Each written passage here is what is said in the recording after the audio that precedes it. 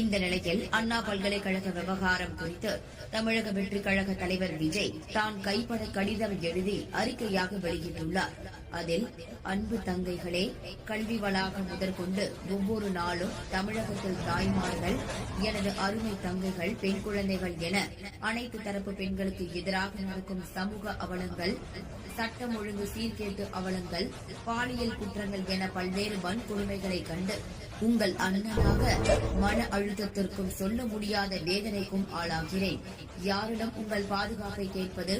நம்மை ஆளும் ஆட்சியாளர்களை எத்தனை முறை கேட்டாலும் எந்த பயனும் இல்லை என்பது தெரிந்தது. அதற்காகவே இக்கடிதம். எல்லா சூழல்களிலும் நிச்சயமாக உங்களுடன் நான் உறுதியாக இருப்பேன், அண்ணனாகவும் அரணாகவும். எனவே எதை பற்றியும் கவலை கொள்ளாமல் கல்வியில் கவனம் செலுத்துங்கள். பாதுகாப்பான தமிழகத்தை படைத்தே